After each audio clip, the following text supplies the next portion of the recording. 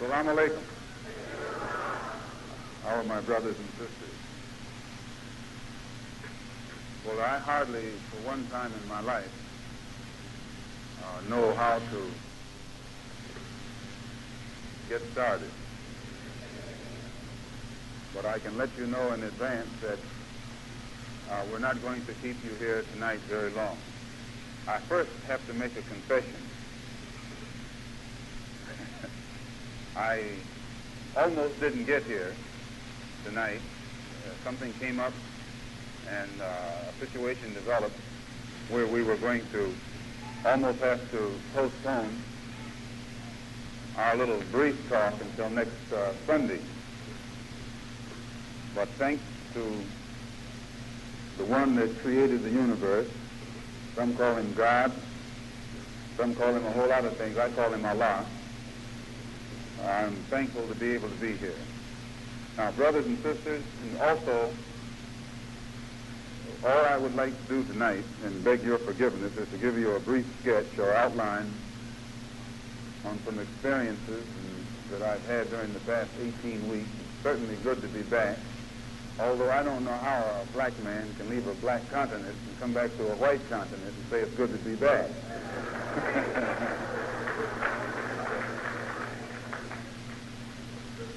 I would like to give a brief sketch to you concerning some of the experiences that I've had, some of the things I've seen, some of the things I've heard, so that you can evaluate them with your own mind.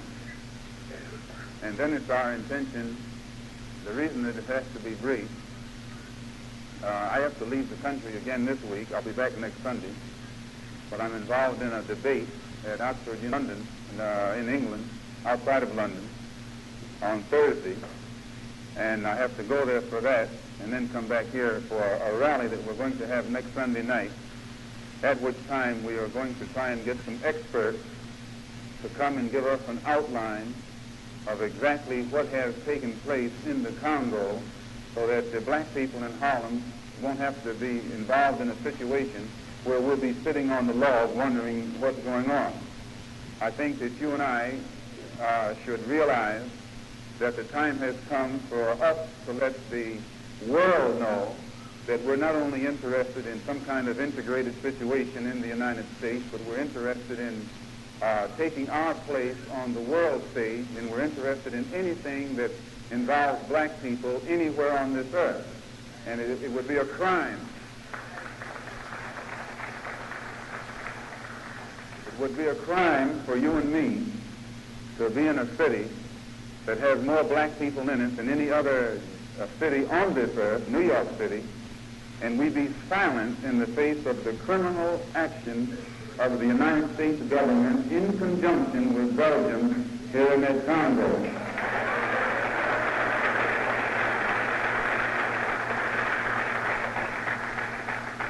I mean criminal action that this government has involved itself. Lyndon B. Johnson, he said it today, he's to blame, and he didn't have to say it. We know he's to blame before he said it. He waited until the people voted for him, and he got in, and things got cut and dried, and then he got in cahoots with Belgium, one of the worst racist governments that has ever existed on the face of the earth, the Belgians. This government, in conjunction with that government, dropping paratroopers in the Congo under the pretext that it's some kind of humanitarian operation.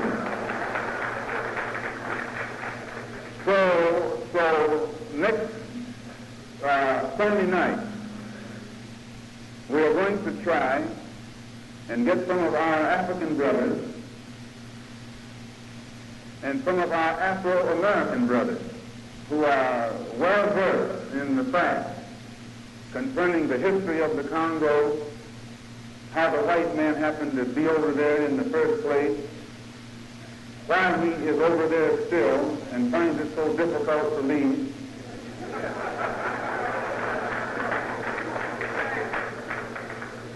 And most important of all, what are the factors behind the deep-rooted hostility that seems to lie in the hearts of our Congolese brothers towards them?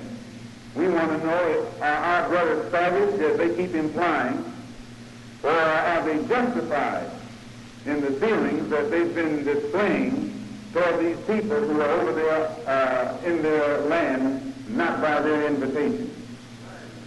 So I don't want to get on that, but this is what we want next Sunday night. And we're going to try and get some help Congo, they can't tell the truth, in outlining the incident that led us to the present situation in the Congo today. But never believe what you read in the newspaper. They're not going to tell you the truth. The truth isn't in them. Not when it comes to the Congo, they can't tell the truth.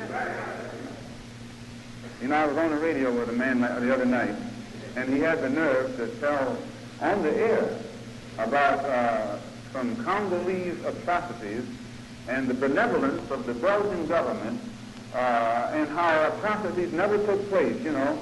I mean, I didn't believe that a white man so intelligent would have so much nerve in 1964.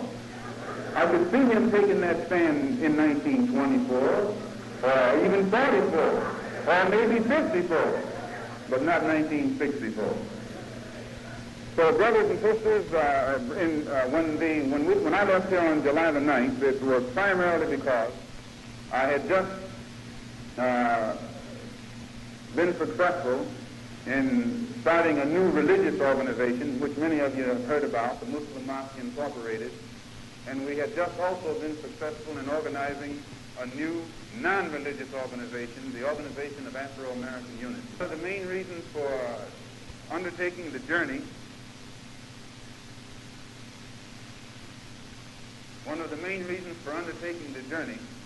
was to lay a foundation. It is impossible for any black group in America to become involved in any kind of religion that doesn't have roots directly connected with some source in the East. And it is impossible for any black group in America to become involved in any kind of political organization that doesn't have some roots directly connected with our roots on the African continent. You waste your time. You waste your time involving yourself in any kind of organization that is not directly connected with our brothers and sisters on the African continent. Can I prove it? Yes. There was a time in this country when they used to use the expression about Chinese, he doesn't have a Chinaman's chance. Remember when they used to say that about the Chinaman? You don't hear them saying that nowadays.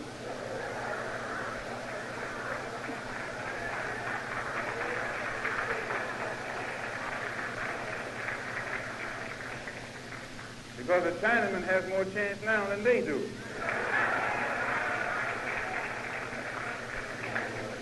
And what makes the cheese so binding, he has the same thing they have. And will use it faster than they will. It was not until China became independent and strong that Chinese people then, all over the world, became respected. They never became respected by sitting in, begging in, praying in, kneeling in, or crawling in. They became respected only when China as a nation became independent and strong.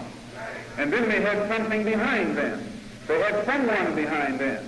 And once China became independent and strong and feared, then wherever you saw a Chinaman, he was independent. He was strong, and he was feared, and he was respected. And it's the same way with you and me. They can pass every kind of bill imaginable in Washington, D.C., and you and I will never be respected because we have nothing behind us. The law is not behind us. Washington, D.C. is not behind us. The Congress, the Senate, nor the President is behind us. You haven't got anything in this country behind you and me. You and I have to get our people behind us. Our people in our own motherland and fatherland.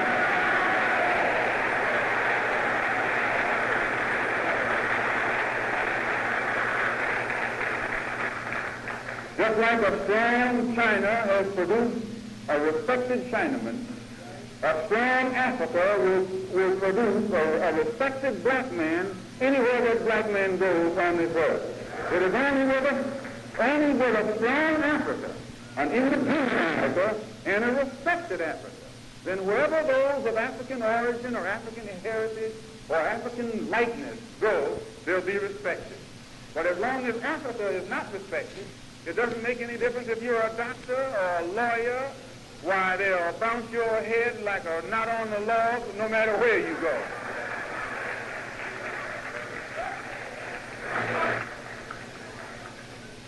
Can I prove it? Yes. While I was in Africa, they shot a Negro educator in Georgia. He wasn't raggedy. He wasn't uncouth. He wasn't uncivilized. He was an educator. He was as uppity and dicky as they were. And they still shot him. Why? Because he had nothing behind him. His education wouldn't save him. His degrees wouldn't save him. His profession wouldn't save him. No, because he didn't have anything behind him. The government wasn't behind him.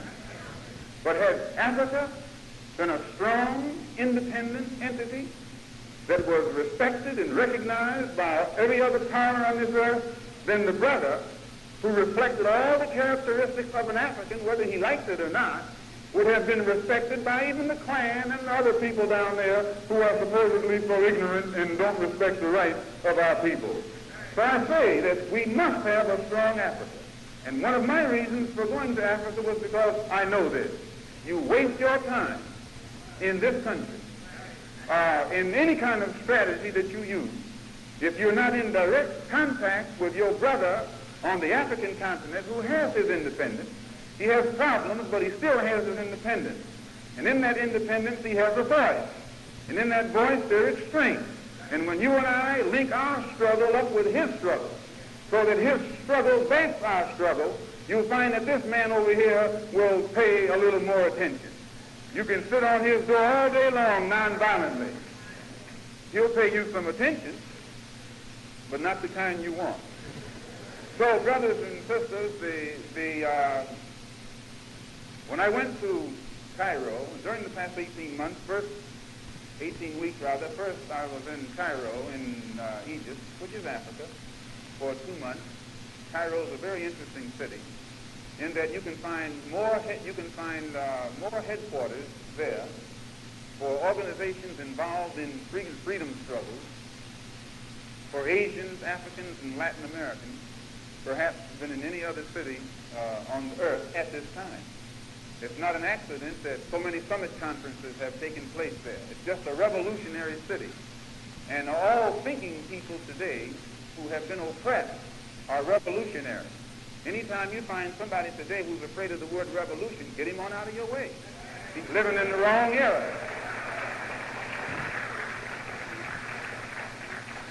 He's behind time. He hasn't awakened yet. This is the era of revolution. Now, I must just take time to clarify what I mean before some of these pencil scratchers misquote me, which they're going to do anyway. You notice 2 years ago, the American press was calling your and my struggle a revolution. Negro revolution. Negro revolution. Now, they didn't mind calling it that, and they didn't mind you referring to it as that, because they knew what was happening was no revolution. But when you start using the word revolution in its real sense, then they get shaky and start classifying you as a fanatic or something subversive or seditious or other than a law-abiding person. But today, if you don't understand it, we're living in an era of revolution, which means an era of change, when people who are being oppressed want to change. And they don't want a gradual change. They don't want the change to come day by year, or week by week, or month by month. They want to change right now. And Cairo is one of the cities on this earth that has the headquarters for more revolutionary movements in it, I imagine, than any other city. When I left there, and by the way, when I got there, as you know, they were having the African Summit Conference. All of our brothers were over there, getting together, discussing the problems of the world. It was a beautiful sight. especially when you live in a country where you and I don't have any chance to discuss anything but an integrated cup of coffee, or how to integrate some toilet in Mississippi. When you go and find independent African nations headed by their leaders, their heads of state, sitting down discussing problems of the world, the economic, political, and social problems of the world, why, it makes you feel good. It makes you get a new leaf on life.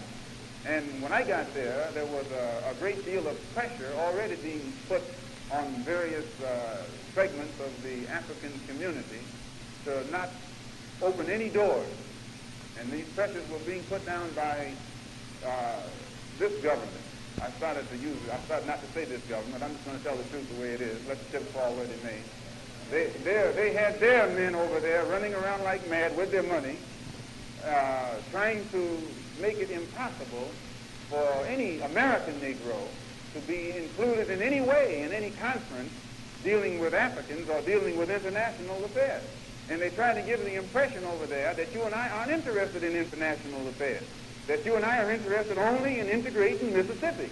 This is the image that is very skillfully spread abroad of the American Negro, that you and I cannot see beyond the shores of America, that our mind, that our thoughts, that our desires and our hopes are limited to everything right here. And so naturally, any African who would believe this is shocked when he sees an Afro-American coming to an international conference, especially a conference that's composed of just independent African states. Some of them, this government again, has tried to give the impression over there that you and I don't even identify with Africa. And some of them get shocked when they see you and me turn in their direction. And I'm telling you, they've done a vicious job. This thing they call the USIS, the U.S. United States Information Service, is one of the most vicious organs that has ever been put together and sent anywhere by any country. It will make that propaganda machine that Goebbels had under Hitler look like a child's play. Look like child's play. Why, in every African country, on the USIS window has pictures in it showing the passage of the Civil Rights Bill to make it look like now every Negro over here problem has been solved. Go in any African country, and you know before you get there what's going to be in the window. They use the passage of the Civil Rights Bill to make it appear that Negroes aren't being lynched anymore, that Negroes' voting rights aren't being trampled upon anymore, that police aren't busting Negroes' heads with clubs anymore. No, they're using dogs to bite us or the water hoses to wash us down the drain. They make it appear that the Civil Rights Bill created a paradise in the United States for you Negroes. This is that thing they call USIS.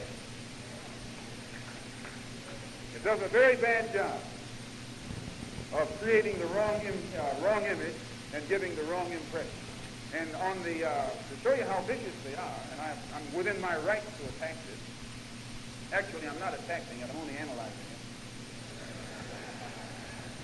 On the 4th of November, the day that the election was over, the USIS circulated a document on me throughout the African continent, knocking me, you know. USIS, here I'm just a little old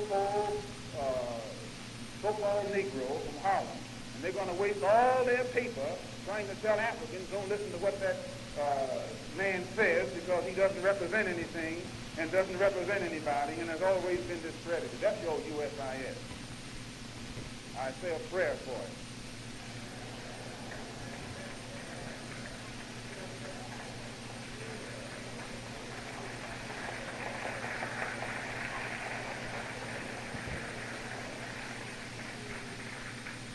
And I want to just say this too passingly for the benefit of our Muslim brothers and sisters who might be here from some of the Muslim countries. And you might get a bit nervous over what I'm saying and the way I'm saying.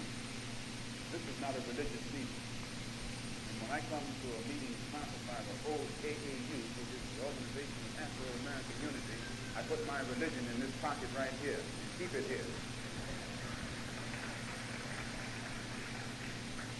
And when I talk like this, it doesn't mean I'm less religious. It means I'm more religious. I believe in a religion that believes in freedom. And anytime I have to accept a religion that won't let me fight a battle for my people, I say to hell with that religion.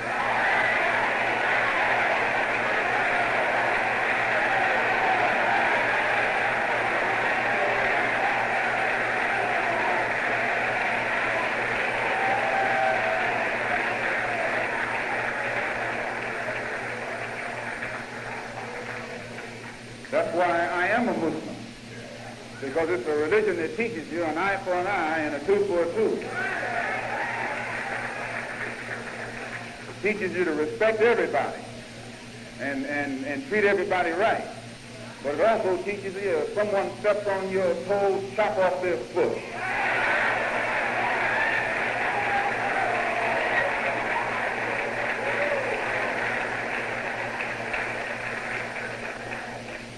And I carry my religious act with me all the time. So when I left, when I got there, you know, they had all the freedom movements on the African continent. There are many liberation movements.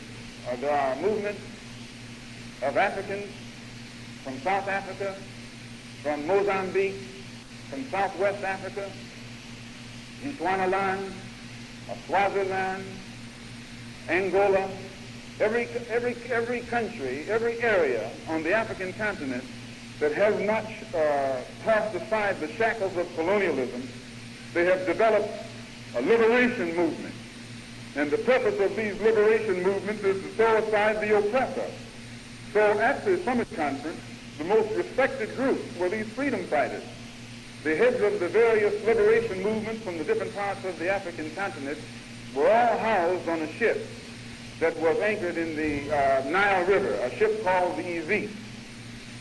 They were placed there so that they could all be together, discuss the problems that they had in common, and at the same time it was excellent for security purposes, because you can't get on a boat so easily. So I was blessed with the opportunity to live on that boat with the leaders of the liberation movement, because I represented an Afro-American liberation movement.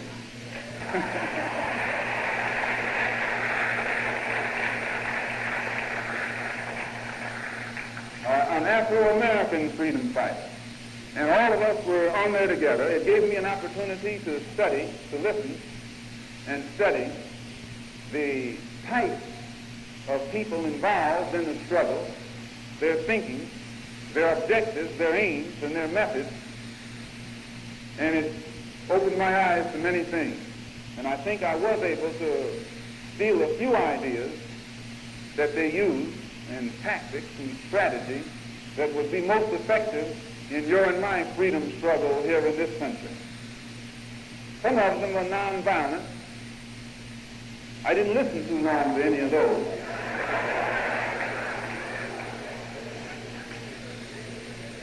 And others really want freedom.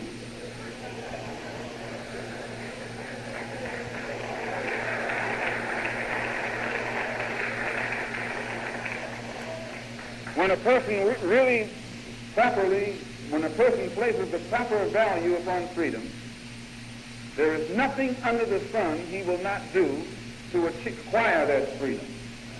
Whenever you hear a man saying he wants freedom, but in the next breath he's going to tell you what he won't do to get it, or what he doesn't believe in doing in order to get it, he doesn't believe in freedom. A man who believes in freedom will do anything under the sun or achieve his freedom, and he will do anything under the sun to preserve his freedom. And the only reason you and I here in America don't yet have freedom is we haven't yet matured to that stage so that we can see this is the real price or the real attitude or the real approach that one must make.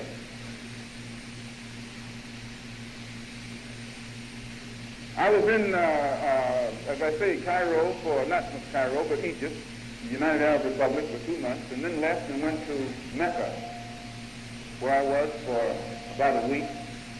I was in Saudi Arabia for about a week, in Mecca a couple days, and left there and went to Kuwait, where all the oil is, on the Persian Sea, and from there to Beirut in Lebanon.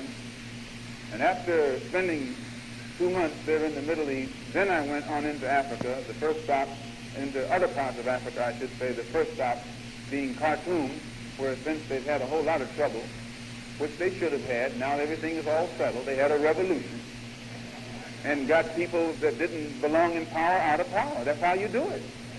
And that's what they did, the students. The students all over the world are the ones who bring about a change. Old people don't bring about a change. I mean, I'm not saying this against anybody that's old, because if you're ready for some action, you're not old. I don't care how old you are.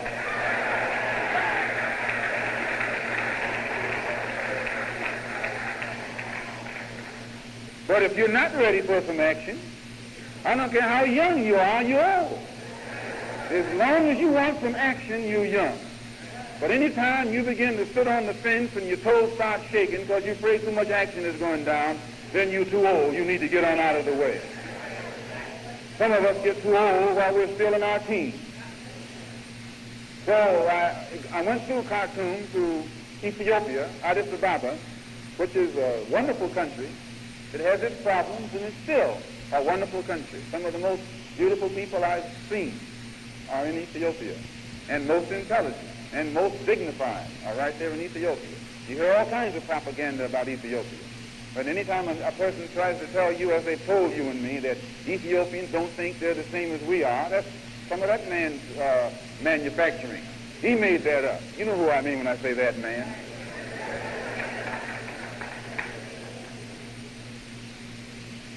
They're just as friendly toward us as anybody else is. I was there for about a week, and went on into Kenya, a place which really knocked me out. If ever I saw any Africans who look like they have the potential for explosion, it's our good Kikuyu brothers in Kenya.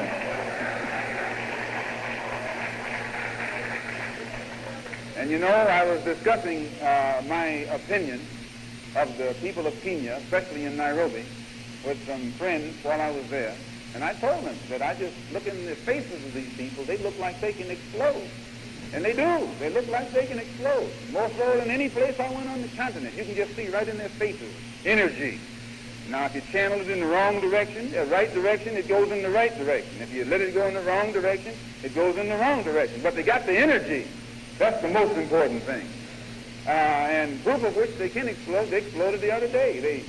When the United States with her criminal action in the Congo, and that's what it is, criminal action in the Congo. They marched on the embassy there in Nairobi, tore it up. And that shows you what the Africans feel. They don't like to see anybody exploiting another African or oppressing another African. They stick together. And you and I can learn that's what we're supposed to do. When something happened in Mississippi, we don't have to go to Mississippi. They got some people look just like those in Mississippi right here.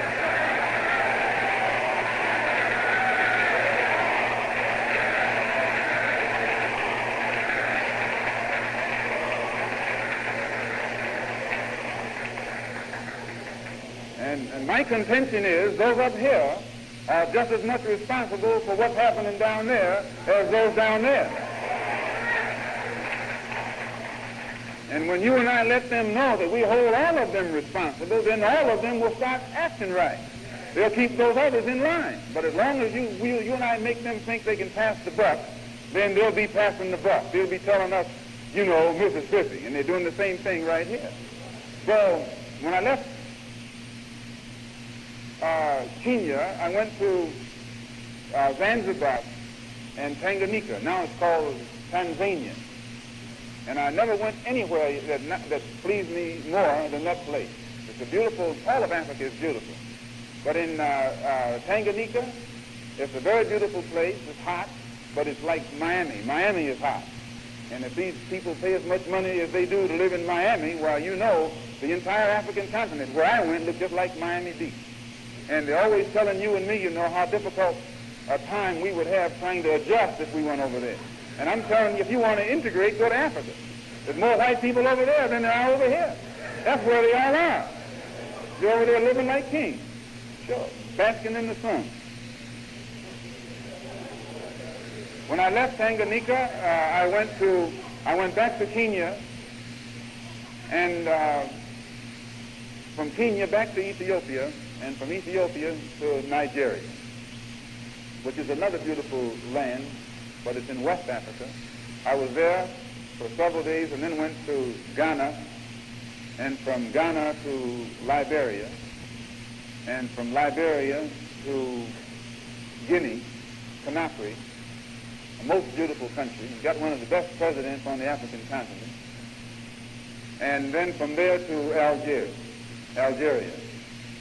In fact, I missed my plane I was supposed to go directly from Conakry via Bamako to Algiers by Aeroflot, and I missed it, and not to my own doing. The airplane company didn't give me the right information. They said that the plane left at 11:55. I got to the airport at 11 o'clock, and they told me that it left at 8 o'clock that morning. I talked to them in 4 languages.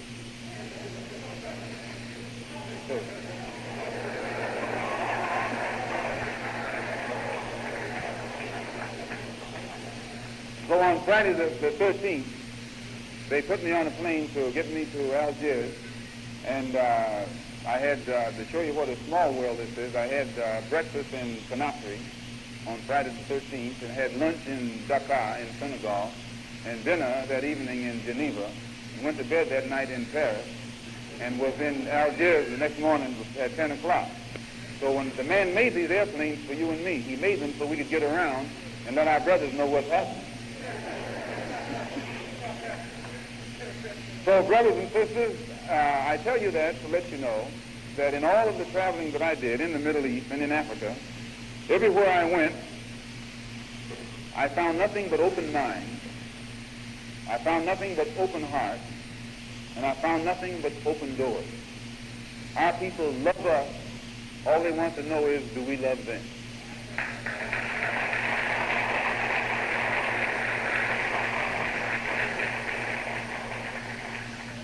While I was traveling, I had an opportunity to speak with President Nasser when I was in Egypt.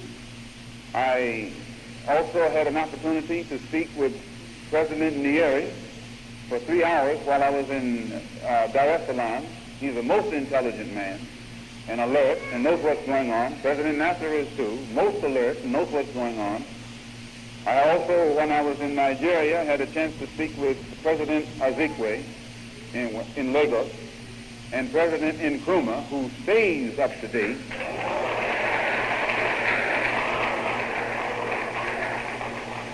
He can tell you so much about what's happening in Harlem, you think he's out there on the corner with us. And you can quickly see why this man doesn't like him. He's hip to him, brother. And then I spent 3 days at the home, at the oceanside home of President Sekou Touré in Conakry, and I found him to be a man who lives by keeping himself well informed. He's very much concerned with the problem and the plight of our people in this country, and has excellent advice, too, to give toward solving it. When I was in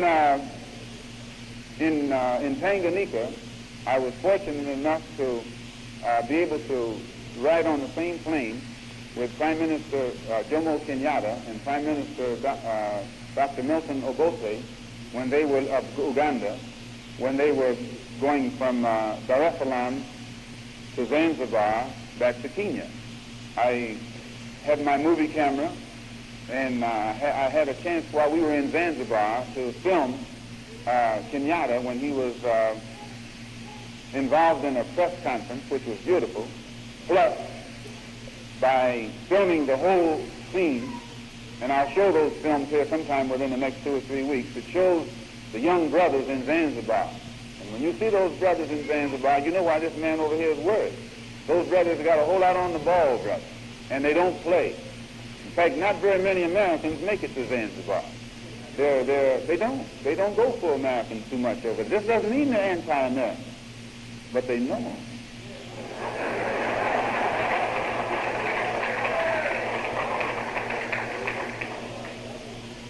So the main thing, my main theme while I was traveling with our brothers abroad on the African continent was to try and impress upon them that there are 22 million of our people here in America who consider ourselves inseparably linked with them, that our origin is the same and our destiny is the same. We're kept apart now far too long. This doesn't mean that we're getting ready to pack up our bags and take a boat back to Africa. This was not the impression that I was trying to give, because this is not true. You don't find any large number of our people packing up their bags going back to Africa. That's not necessary. But what is necessary, we have to go back mentally, we have to go back culturally, we have to go back spiritually and philosophically and psychologically. And when we go back in that sense, then this spiritual bond that is created makes us inseparable. And they can see that our problem is their problem and their problem is our problem.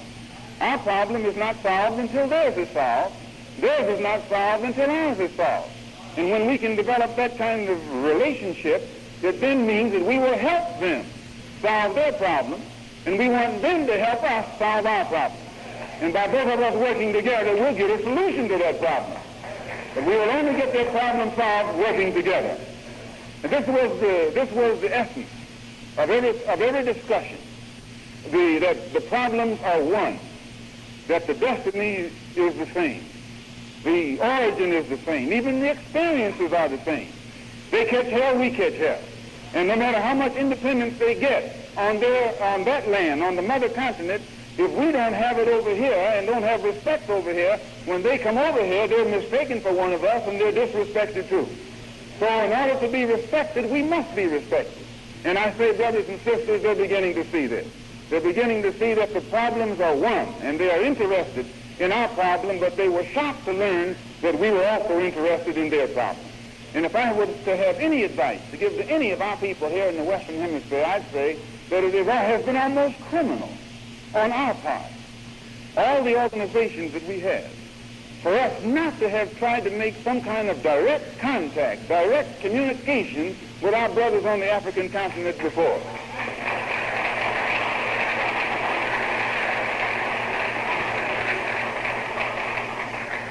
We should never let the white man represent us to them, and we should never let him represent them to us.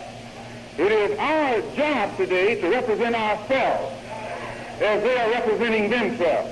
We don't need someone else representing us. We don't want anybody to tell somebody how we think. We will let the world know how we think. We don't want any handkerchief heads set up by the State Department as a spokesman for us, telling the world how we think. We want the world to know how we think. We want the world to know we don't like what Sam is doing in the Congo to our brothers and sisters.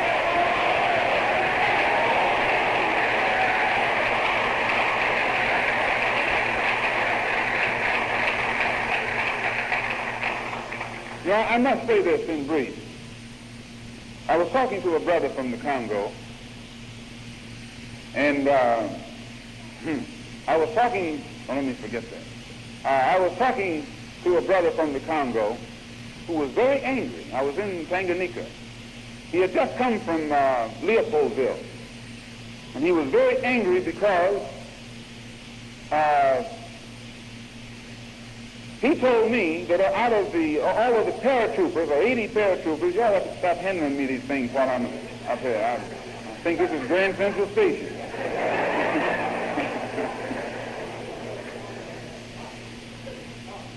You send my mind somewhere else.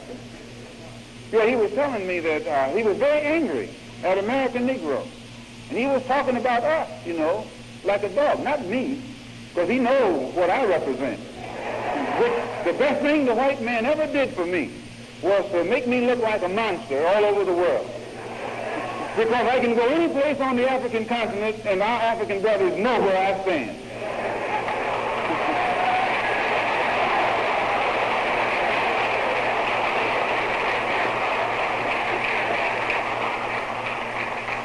He was angry because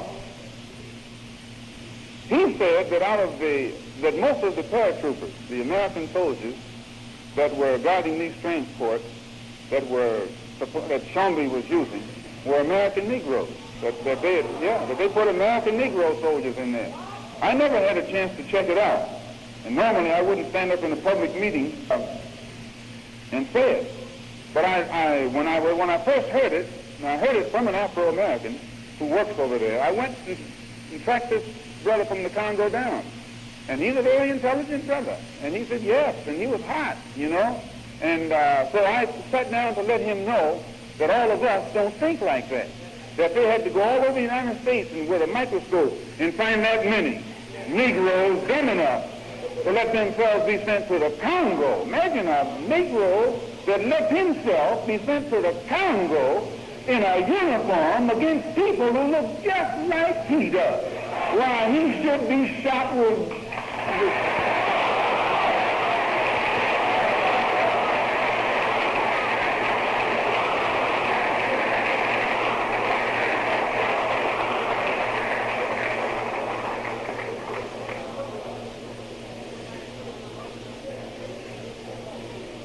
So I let him know that that wasn't us. That was somebody else. Also, brothers and sisters, you know Shambi. You've heard of him. From what I understand, Shambi arrives in the United States on Tuesday. He got a whole lot of nerve. The best thing they did for him in Cairo was when they locked him up.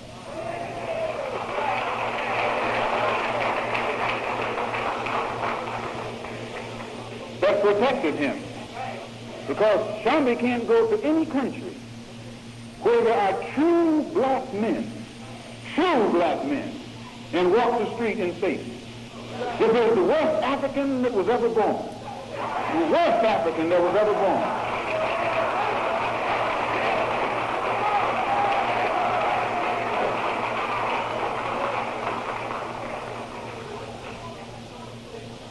This is the man who in cold blood, committed an international crime.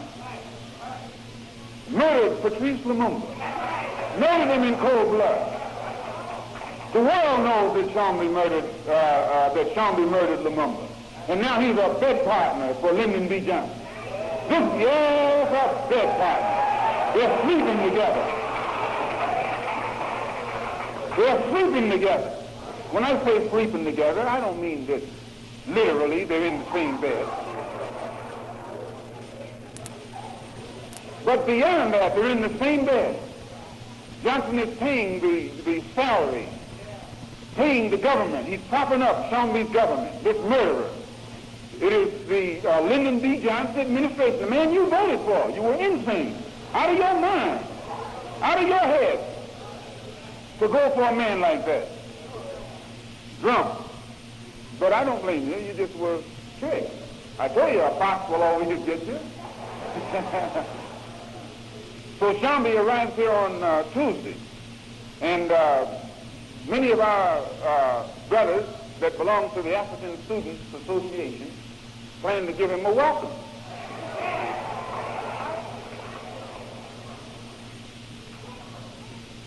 And since shucks, I have a religion that believes in hospitality. Everybody should be welcome according to their just desert. So the brother that's involved in this, I think Sidi Ali, where is he? Sidi Ali. Sidi. You want to let us come and give this announcement, brother. This is our brother Sidi Ali of Ghana.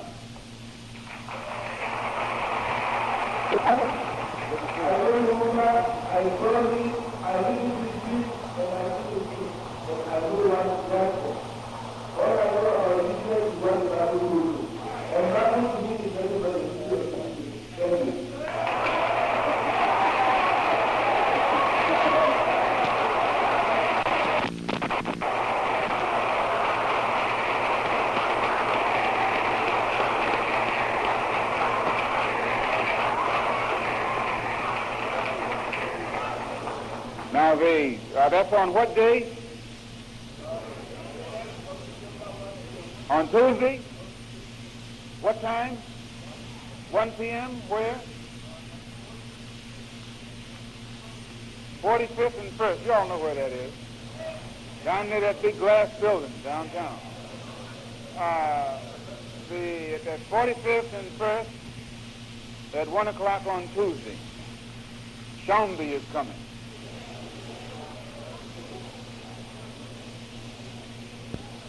Brothers and sisters, I have some quick announcements. Next week, the Audubon is not available, so our next meeting will be on the 13th, which will be a week from next week, 2 weeks from tonight. And at that time, the topic will be the Congo crisis. And I imagine the crisis won't be over because it's of such nature that they're in there now and they can't come out with clean hands. It's almost impossible for them to pull out. They went in and killed people. Now when they pull back out, what do you think will happen? They can't get out of it like that. And one thing you always bear in mind, as our brother pointed out, these young brothers that are in the Stanleyville area, Oriental province, are not rebels or rebels as the press consider them. They call themselves Simba, which means lions, meaning they got it. And they're freedom fighters. And your and my heart should be with theirs. They are men.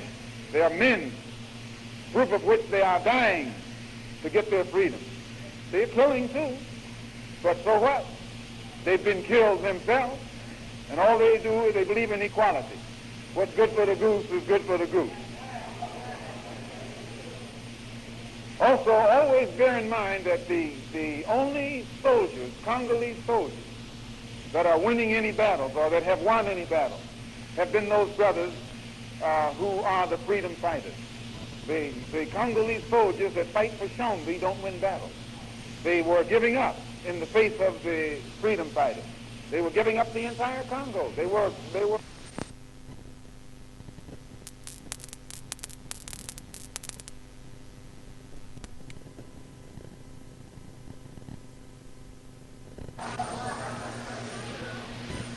Also, always bear in mind that the only soldiers, Congolese soldiers, that are winning any battles or that have won any battles have been those brothers who are the freedom fighters.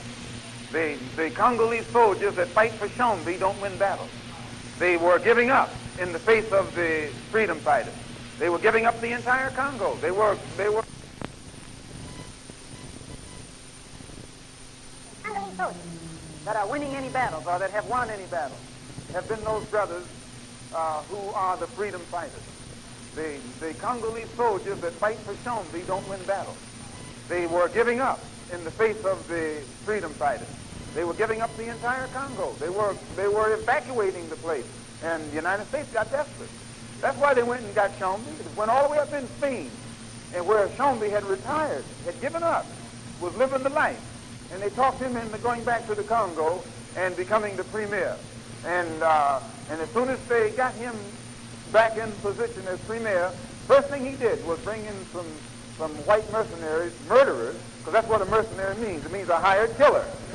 And this government, the United States government, supplies the salary for these hired killers from your tax dollars. Every time you pay your taxes, you pay in the salary for those white, blue-eyed murderers there in the Congo who are killing Congolese. And there's nobody in the State Department can deny it. In fact, I read in the paper today where Lyndon B. Johnson says he'll take full responsibility. And he should take full responsibility. He's pulling the same kind of acts over in the Congo that they've been pulling in Texas on you and me for the past 200 or 300 years. That's a Texas act. You know what kind of acts go down in Texas.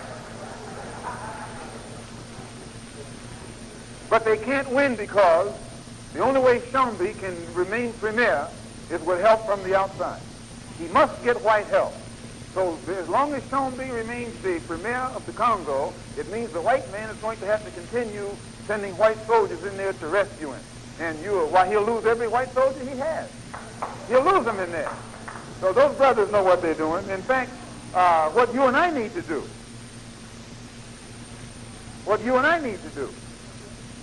many of us are vets. You've had all kind of experience. All kind of action. You've seen all kind of action, haven't you? But you've never seen any action for yourself, and you've never seen any action for anybody who is of your own kind. And many of you are unemployed. We might put on a drive right here in Harlem to raise up some black mercenaries and take them over there and tell them what to do.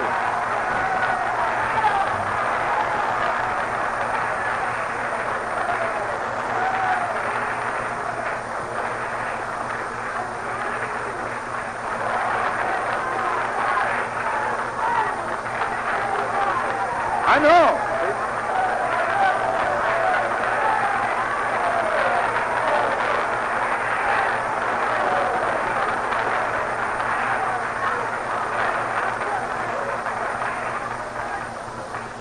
You see, there's some kind of cultural, psychological block in the minds of our brothers there, or these white mercenaries wouldn't have the advantage.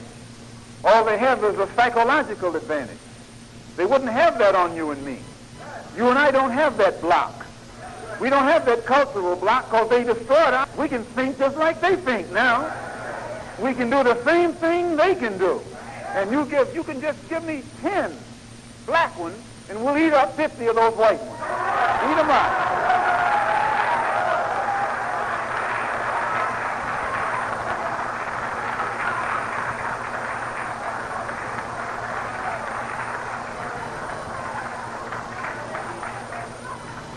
And there's nothing wrong with that. Why? Because this government, this same government, has recruited what they call anti-Castro Cubans, which means he's an American, and send him over there. This government sends them over there to bomb the Congolese.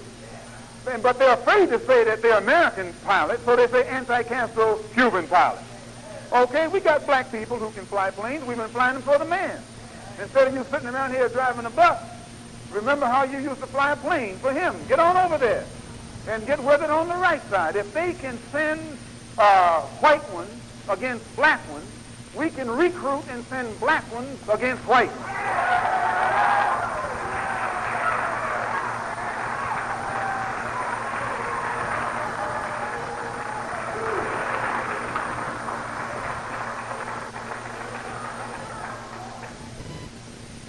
And I frankly believe that it would be most exciting.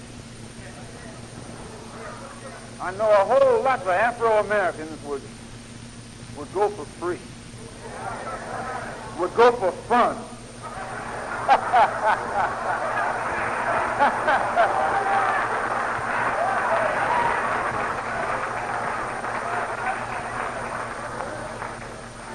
We don't need any money.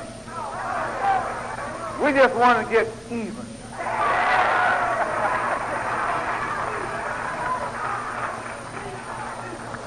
Now I'm going to tell you what they're going to do. Because I know them. They're going to get in their paper. Tomorrow you're going to read a whole lot of frantic, statements were made. As long as they're white people going over there shooting black people, nothing is said. They glorify them. But when you and I start talking like we want to do the same thing to some of them, then we're fanatics. We're bloodthirsty. But I think that the white man should know one thing. And when I say white man, I'm not saying all y'all or whatever you are. Because some of you might be all right. And whichever ones of you act all right with me, you're all right with me, as long as you act all right. But if you don't act all right, you're not all right. All you got to do to be all right with me is act all right. But don't come thinking you're all right just because you're white.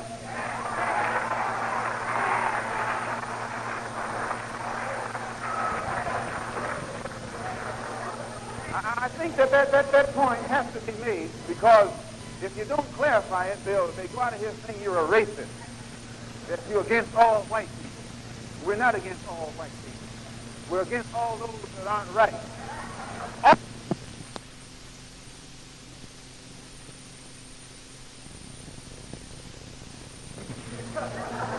I mean, they write like they're out of their mind.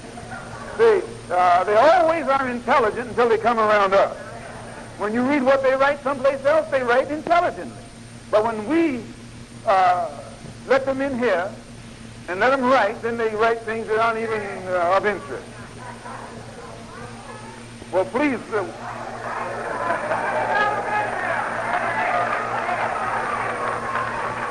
You say, why let them in? You say, why let them in? Sometime I'll tell you why I let them in. But if you don't want them in, we'll keep them out.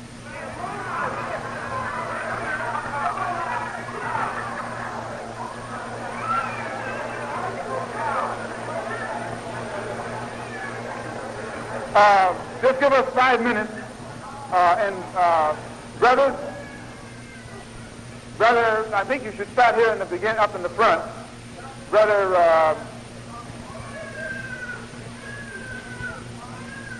all we ask you is, brother, I don't see enough. Brother James, we need more so we can go faster. We need speed. Some quick announcements.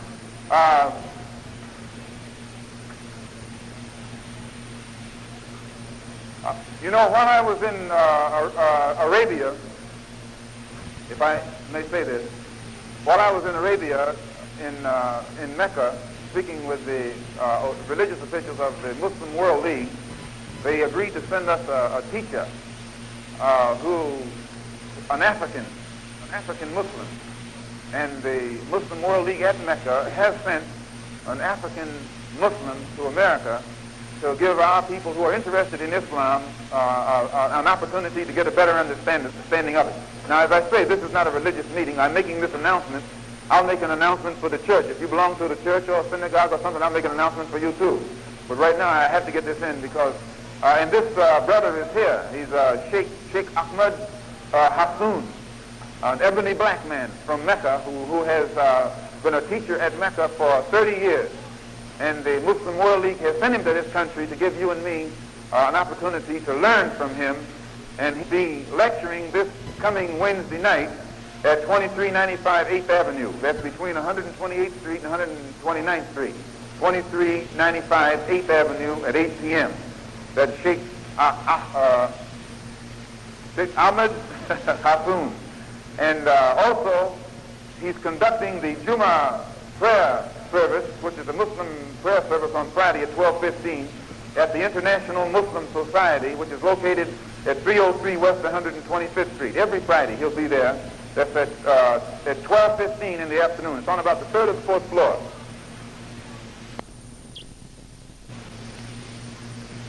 Now, next Sunday, then, we won't have any meeting at all.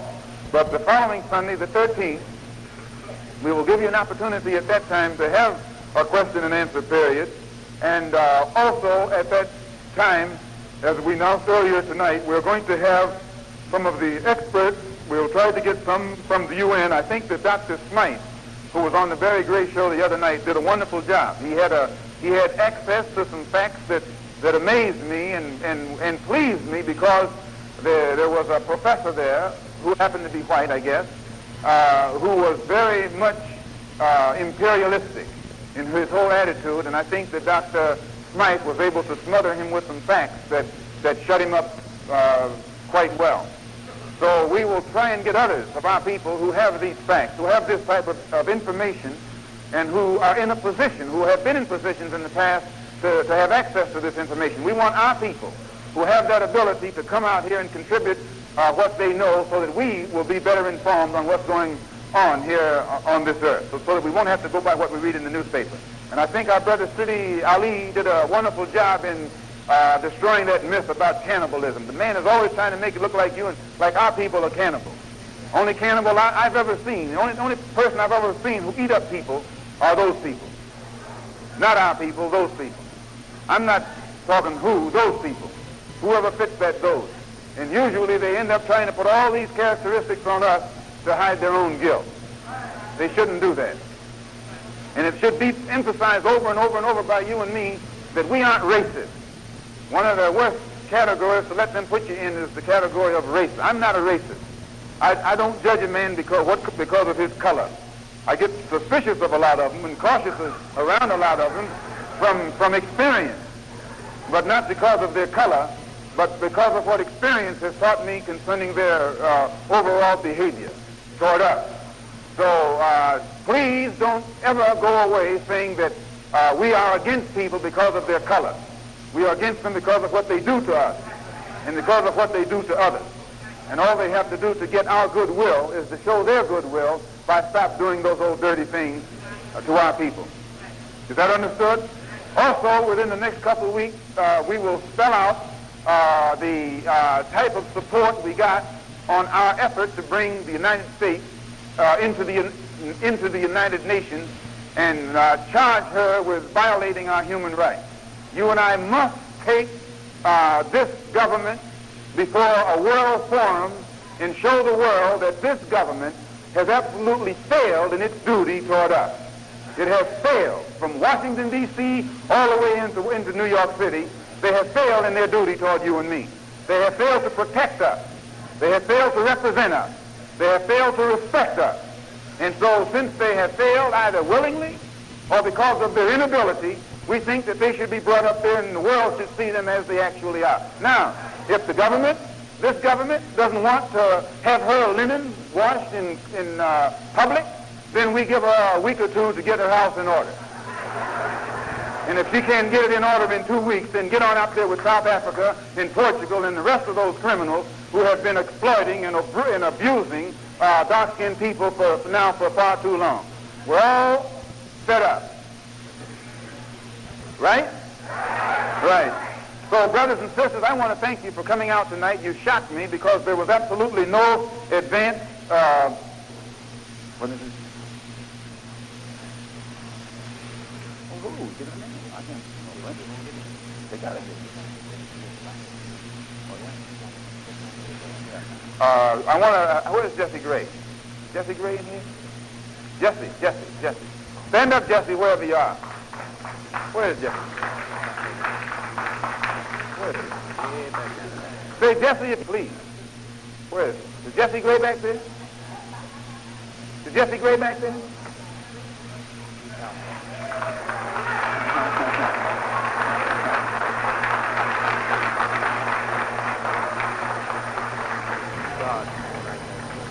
Yeah. We're happy to have our brother Jesse Gray. Come and take a bow, Jesse Gray. Come on.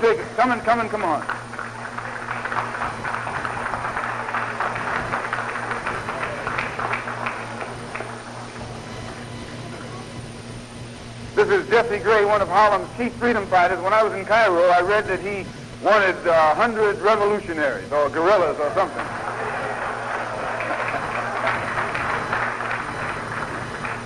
And that knocked me out. Brothers and sisters, give a wonderful round of applause to Jesse Gray. How you doing? Good to see you. Want to have anything to say? Just a word or so. Go ahead. I'm certainly happy to be here and to be here these two revolutionaries.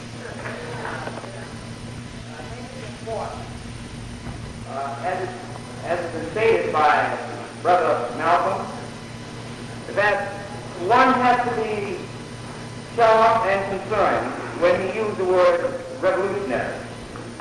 There are few revolutionaries, in my opinion, in the United States. And certainly, when we speak in terms of revolution, we speak basically from the concept that we must create the kind of organizations to all the ghettos across this nation that will give us the kind of revolutionary perspective that would certainly change the status quo and begin to create a condition where we can join the true revolutionaries of Africa. Yeah. And I'll certainly say that Brother Malcolm called on mercenaries for the Congo. I would say we ought to get some black mercenaries from Mississippi and move on down home. And I want us to be ready to go further south and South Florida in order to get to Mississippi.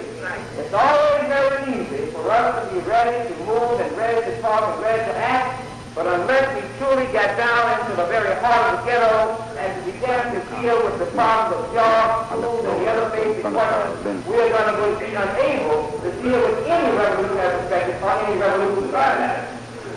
Very good.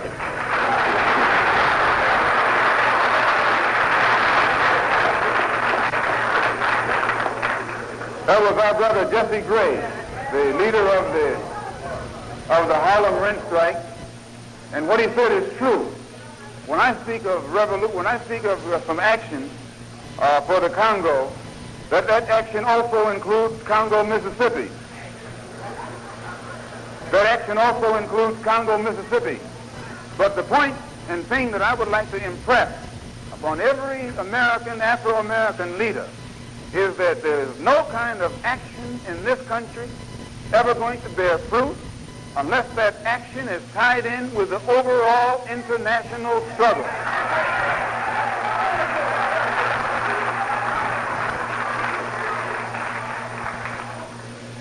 You waste your time when you talk to this man, just you and him. Now, when you talk to him, let him know your brother is behind you. And you got some more brothers behind that brother. That's the only way to talk to him. It's the only language he knows. But why do I say make sure your brother is behind you? Because you're going to have to fight this man. Believe me, yes, you're going to have to fight him.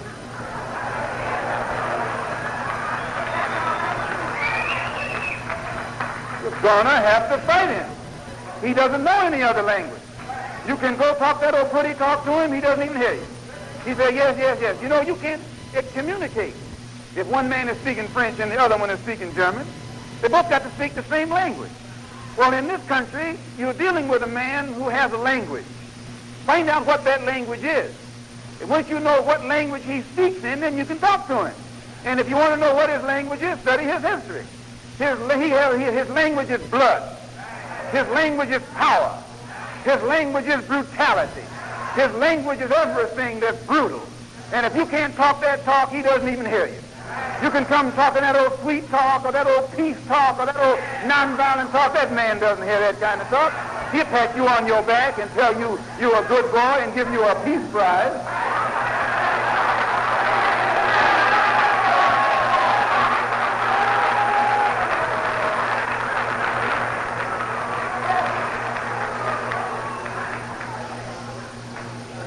Give you a peace prize. How you going to get a peace prize and the war's not over yet?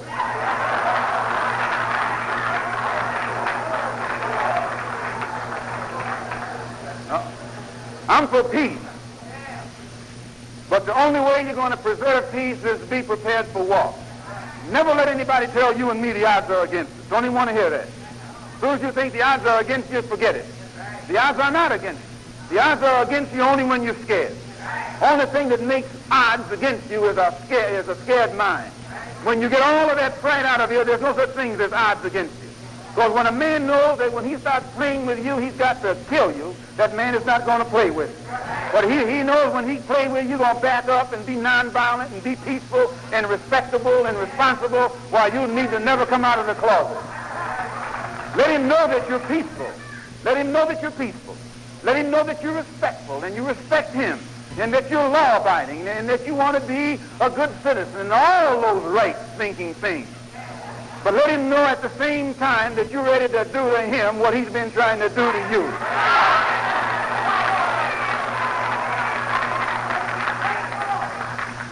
And then you'll always have peace. You'll always have it. Learn a lesson from history.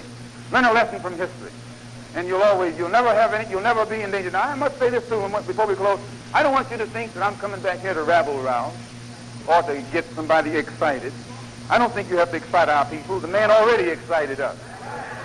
And I don't want you to think that I'm ready for some unintelligent action or some irresponsible action or for just any old thing just to be doing something. No.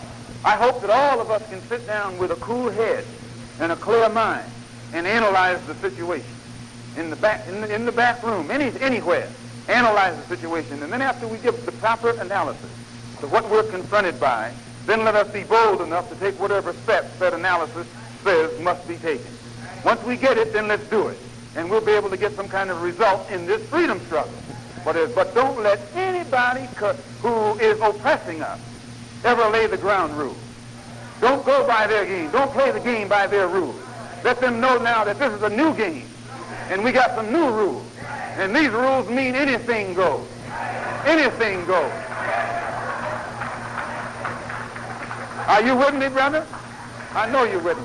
So again, I thank you, and we look for all of you out here, if possible, 2 weeks from tonight on the 13th of November, on the 13th of December, rather, on the 13th of December. By the way, I want to tell you, I was in Paris Monday night before Allion Diop's group, Présence Africaine. And our people in Paris, which there are many of them there from here, as well as many of them there from the African continent, are organizing, and they too are just as concerned with what's going on over here as you and I are. And you and I have to link up with our people who are in Paris. We have to link up, when I say our people, you know us. We have to link up with our people who are in London, in England. We got a whole lot of them over there, brother. I saw them. We got to link up with our people who are in the Caribbean, in the Trinidad, in the Jamaica, in all the islands. And we got to link up with our people who are in Central America and South America.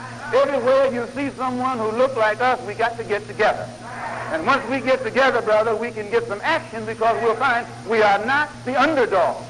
All those odds this man's talking about don't exist. He put them in our mind. Right or wrong? Very good. So we thank you, and we see you in 2 weeks. May Allah bless you.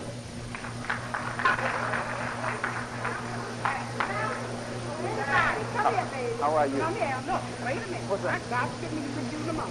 Okay, but don't come running up like this. Look, honey buns, I got to. We've been holding back our work for 6 months. But no, you can't meet these witnesses. You can't do it tomorrow. No. It's absolutely all right, impossible. now when, dog? When can I meet with you, honey? Go in. Write down my home telephone number. It's OL1-6320. Get it from my wife. 632. 632. Oh, don't give it to anybody. No, it's OL1-6320. How are you, brother? Good. Thank you, brother. Thank you, brother. I will be with you always. Thank you, brother. Thank you. Hey, with you, Yes, okay, bro. How are you, brother? Walaikum salam. Hey, how are you doing, brother? Good, fine. Blood brother. Don't let it scare you now. Okay. How are you, brother? Good. Good to see you. Fine. Good to see you. Yes. Well, I was calling you on your job the other day. Did they tell you I called? Okay, good. Very good. Thank you, brother. How are you, brother? Good. Good. Yes, sir. Good, brother. Thank you. Walaikum salam, sister. Fine. How are you? How are you, sister? Fine. How are you? Thank you, brother. Thank you, brother. I used to work with Jesse Gray, and I'd like to get in touch with you because our people have a lot of problems. You know, I know it. One day. Real? I want to come to Yes, your office. yes. My name is Homer Town. Homer Town? Jesse knows me. Right. I'll get with you, yes. Fine. How are you, brother? How are you doing, brother? Very good. They told me that you were there, but you enjoyed yourself there, didn't you? Okay. As soon as I get back from London, I won't be traveling anymore, and we'll be able to get together. Anytime after next Sunday. Okay? Very good. How are you, brother? Fine. Good to see you. Right. Glad to see you back. Thank you, Hey, brother. you mentioned everybody about Holly Selassie. Tell me, does he sing black? Oh, yeah. Oh, yeah. He's all right. Yes, sir. How are you, brother?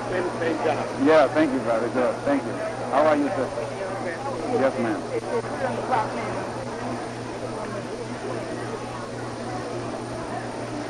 Yes, thank you. How you doing, brother?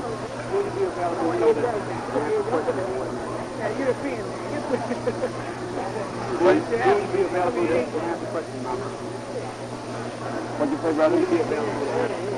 Next week, after next week. After next week, right. How are you, sister? We're living in a new age. Oh, yes, ma'am. New age. New world. Thank you. I heard you the How other are you? night on the discussion. It was beautiful. That's how I knew you were getting it. I'm glad I got on that program then so you can come out. How are you? You have to excuse my scribble. How you doing, brother? Thank you, brother. Thank you. Yes, sir, brother.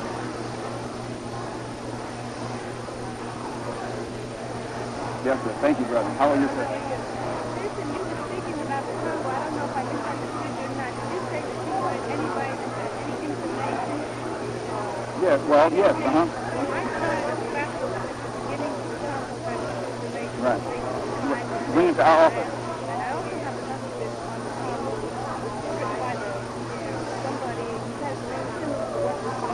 Yes, yes, yes. At the police office. At the, right.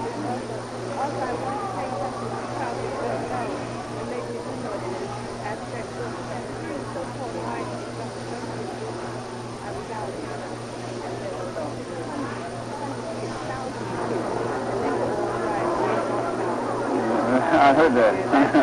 Yeah, thank you. All right, thank you. How you doing, brother? Good. I ain't gonna know. I'm not playing shaking hands with you. You got some people behind you, though, brother. Thank you, brother. Yes, sir. Yes, sir. Good, brother. How you doing, brother? Ah, brother, I don't know if I could...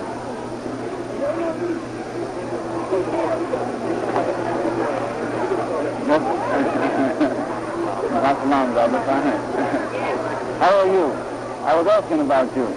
This is the daughter of John Killens, the young blood, right? Huh? Huh? Fine, fine, fine. I heard you all were in Ghana. When I was in Ethiopia, somebody told me that Killens and his family were in Ghana. Somebody, Alice Wyndham. Yeah. Then last night when I saw him, he said, no, we're still here. Yeah. Good to see you, yes. Fine. How you doing, brother? Fine. Well, like fun. When do you think you'll be able to get the organization? Well, now right now, let's say it again. The organization. When do you think you'll be able to get that rolling? Yeah, we're going to get it rolling now that I'm back. Yeah. All right. How are you, sir? Glad to see you back home. Thank you. 2 words and I'm going. Thank you. I think I'm 78 and I'm here now ready to fight like that. I know. Can they come here? I'm going to take a risk. I'm going to my dad in my office of Africa. Yes, sir, brother.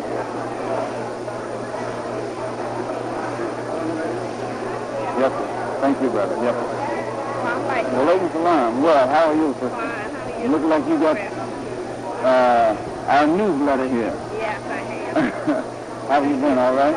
Good. How you doing, brother? Good to see you.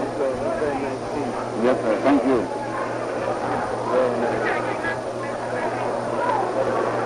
Thank you, brother. Yes, sir. Well, how are you? Wonderful. Good to see you. The same thing you said, you should send and organize Oh, yeah. black women and send Oh, yeah. Oh, yeah. Yeah, yeah. I remember that, right? How are you? Thank you, thank you, thank you, thank you. Yes, ma'am.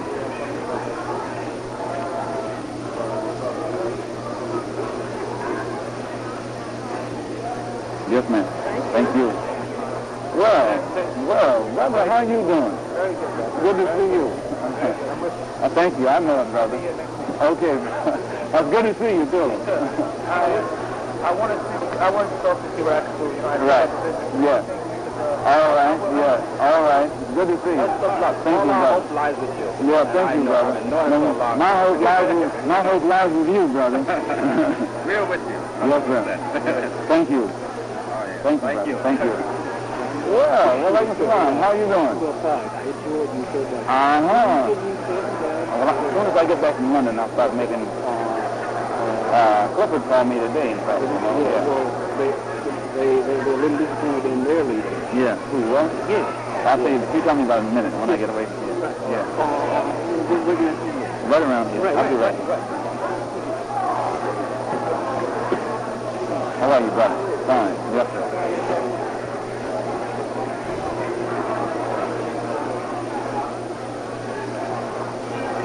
Thank you, brother. Yes, sir. How you doing, brother? Good, brother. How you feel? Yes, sir.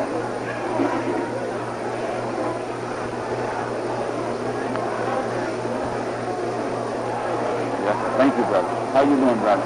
Good to see you. Yes, sir. Thank you. Thank you, brother. Huh? Yeah? Is everything shaping up all right? Very good. Thank you. You know, I just got that from my brother today. I didn't even, no kidding. Brother Peter Bailey, yeah, right. Good to see you again. Yes, sir, brother. Yes, sir. Ladies and brother. How you doing? Good. Very good, brother. give me a good rest and had a chance to get my mind unpacked. Yes, all right. How are you, brother? Walaikum salam. George, you come with George and Evans in Philadelphia. Ah. You have a lot of brothers in Philadelphia. They're all behind Thank you, brother. I'm coming over there within the next couple of weeks. I'll pray to do it. I'll tell them you Yes, sir. I'm coming over there. to know about it. Yeah. A lot of them is here. I don't know whether you'll get to take your hand. Yeah. A lot of them came over. Any one of them over there, I'll take the hand. And, Yeah. well, I don't know whether they'll get a be able to get a pill. Yeah. Okay. Yes. Well, thank you, brother. Walaikum salam. Walaikum salam. How you doing? Well, no, I got my passport. But what I want to see you about was this. I have some Spark newspapers at home. I have several articles on you. Yeah. One on something about Negro dating. Yeah. And then another one on the states you made there in East Africa. Yeah. And then something on the Congo. 3 series of articles written by those students up there in Nigeria. And I just want to know if you... It's some good information for you. I heard you on the radio the other night, and I told my wife I wish I would have got this stuff. Yeah. Would you like to have it? I certainly would. How can I leave it, Brother Dean? Brother Dean? He's in his 22. I'll get it. If I go... Well, I know to go right next to Yeah, right. Welcome back, brother. Yeah, thank you. Yes, sir. Well, sister, how you feel? So good to see you. How's your children? It's fine, thank you. They are. I know it. Thank you, sister. How you doing, sister? Walaikum salam. Good to see you. The name of the brother student body to the Congo was Simba. with an S? Simba for two, you know. It means lion. I mean, Simba. Yeah, S-I-M-B-A. Oh, yeah? Your name's Simba? I hope it's a boy. Yeah, I hope it's a boy. No kidding. I hope you have another boy then. Yeah. Walaikum salam, brother.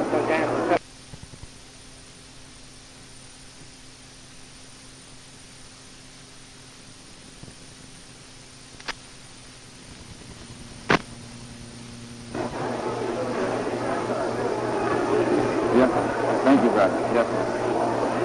Well, Brother Claude, how you doing? How's Brother Claude? Who's it? You know who this is. I'm your brother. How you feel? You looking like new money.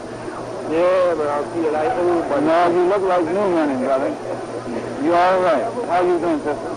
I'm glad you brought him out here. I saw him when he came in way in the back there. Hey, yeah, nothing back here, but you got this over. It's good to see you, Brother Claude.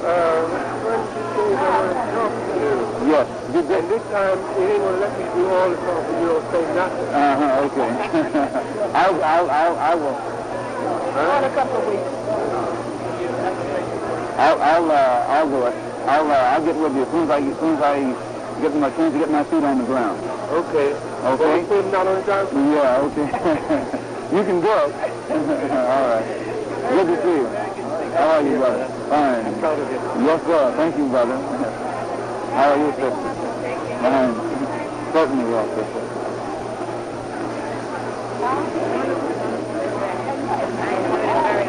Thank you. I was tired. I wasn't even going to come out here tonight. Wow, walaikum salam, brother. I'm so glad to see you. Did you get my card? Yes, sir. I'll go right back. Yeah, it is, brother. Yeah, this one's from Kuwait. That's right. Yeah, it's yours. Good evening, brother. Anyway, it's I was thinking about you over there. so kind of you. I have to be here. I hope my family Is that? Yeah. Yeah, very good. That's very good. Very good. Allah bless you, brother. Thank you, brother. Yes, sir. Thank you, brother. How are you, sister? Fine. I'm so proud of you. We are proud of you, and we are praying for your safety. Be careful, because you all we got. I'll be careful. And please put that so I can show it to everybody.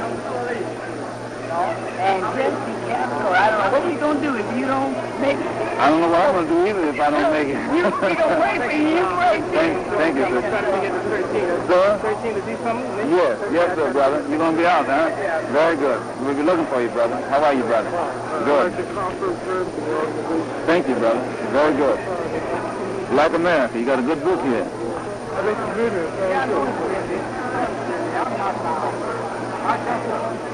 Who puts it out? Looks like, oh, yeah.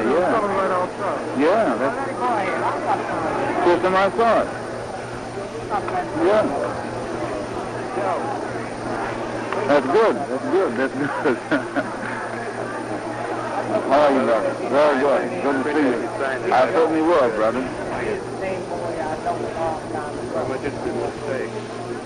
Thank you. Well, yes, sir. Very, very good. I'm glad to hear you say that. Yes, sir. How you doing, brother? Yes, sir. Thank you, brother. I'm glad to be back, too.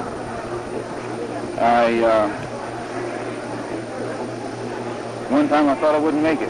Well, look at how you doing? Boy. That's okay. I'll put them together. When you get back, I'll have the document. You know, I started not to come out here tonight. They tell you. I started not to. Tell me that. Well, yeah, I will. How you doing? I'll get that document. I didn't think anybody would be out here. But we didn't do no anything. Hold on a second. I want to set up a meeting for you to meet Dr. Rogan or somebody else. Okay. As soon as you get back. Yeah. You send me what time. Yeah. That's very important. Yeah, okay. Right. Very good. I have that stuff ready for you. Okay. Yeah. Okay. Very good. Very good. Yes. Well, how are you, brother? I'm very well for the talk. Yes, sir. And the link you established. Yes. I'm here, I think you remember me. I'm here representing the Holland Israel. Yes. Yes. I think you had some finish to meet Audubon. I didn't meet Holden, but I met some of the others. Some of the others. No. Yes, I would like to have some time to come and talk to you when you can work. Right. I'll be back by Sunday. Yeah. Okay. Your autograph. Yes.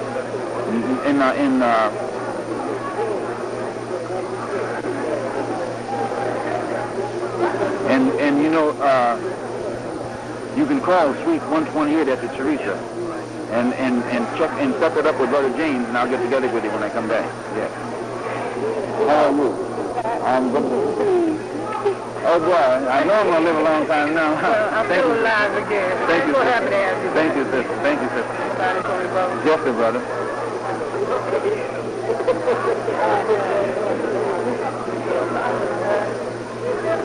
Thank you, brother. Yes. Oh, my knees. How are you, brother? Good to see you. All right. You all right? All right.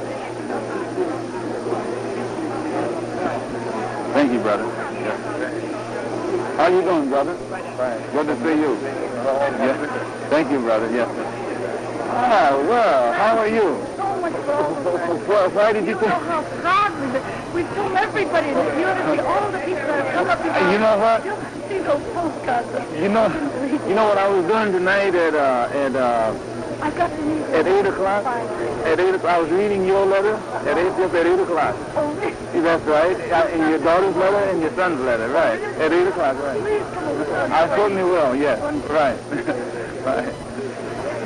Well, how are you, sister? Welcome back. Thank you.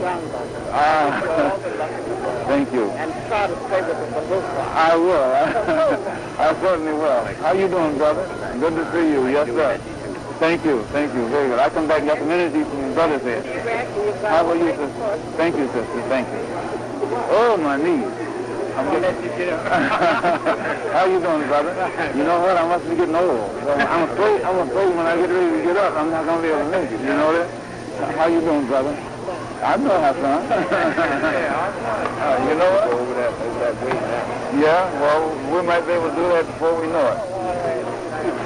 How you doing, brother? Where? What part of 8th Avenue? I could have. Let me see if I can make it up. Whew. Boy, don't do that. Brother, how you doing? Wa alaikum salam. So glad to see you. Very good. Very good. Thank you, brother. Ooh, brother. Oh, wait. Give me a boom.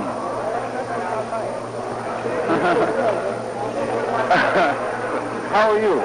Why, I'm sure glad to see you. And you know, I was going to call you back the other night, but it said call between 7 and 9. This was almost, this particular night I couldn't because I was doing something. I forget. I didn't realize you were going on Barry Gray.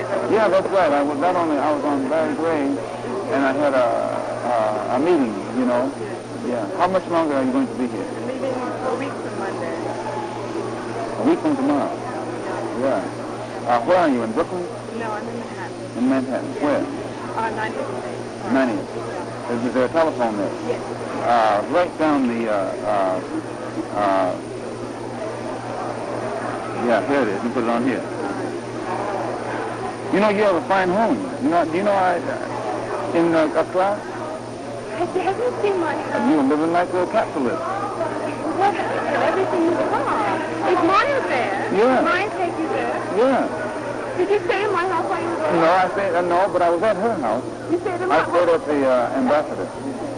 But I went to her house when I went there. You engaged to that and she was supposed to stay in my house. Yeah. You engaged to that house because I advised you that, stayed in my She's living like a capitalist over there, brother. I'm telling you, in that Marxist country. I never saw such a contradiction, you know? And Myra, too. Myra has a beautiful house, which I thought it was nice. I go for that architecture anyway, you know? Yeah, well, that's what they gave us because she couldn't live in March. Now, you're going to be here until a week from Monday. 45 years. You're going to Ghana then, huh? Yeah, I'm going flying to London. I have an hour between planes. I'll be in Ghana and Ghana. I would like to see you before you go. Yeah, but the thing is, I'm leaving tomorrow, actually, for London, tomorrow night. And when did you see Maya? I was there in November. I think about, I came through there. I was there, I saw him somewhere.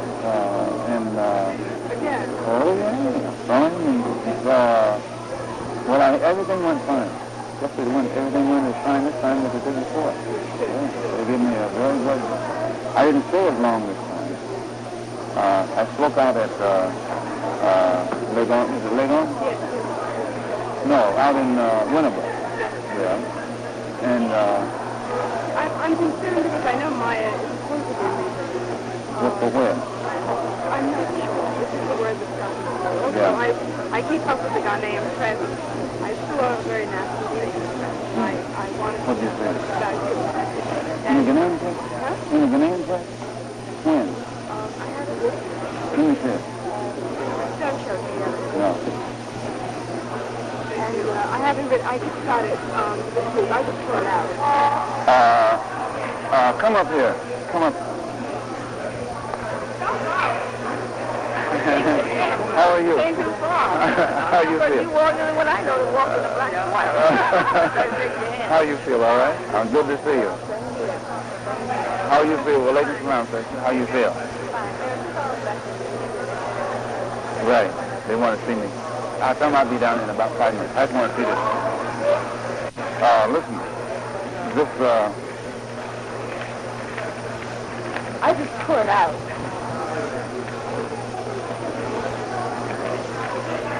I wrote back since, as I say, I just got it on Friday.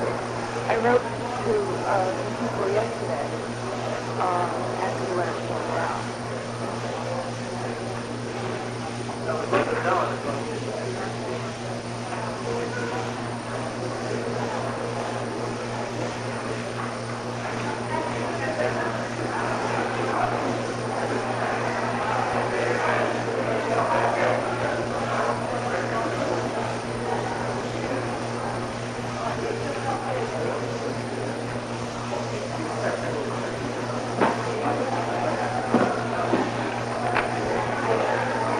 November 8th.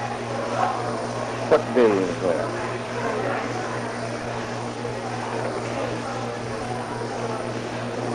I cried out, you know, I just made it yell, and then... Which paper is this? Sunday Mirror. Is this... Most reactions... No.